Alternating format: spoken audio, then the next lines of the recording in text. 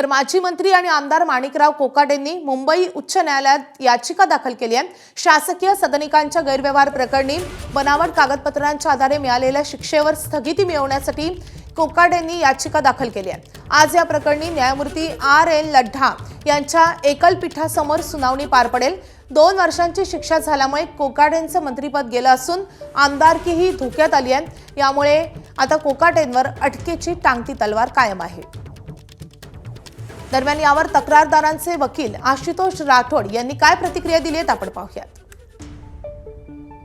वकील आशुतोष राठोड आपल्यासोबत आहेत। सर, आज उच्च न्यायालयामध्ये सुनावणी होणार आहे, आपण त्यात उपस्थित राहत आहे।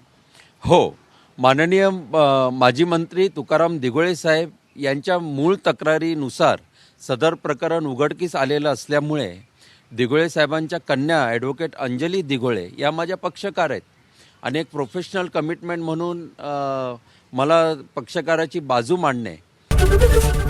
एबीपी माझा, उघडा डोळे बघा नीट।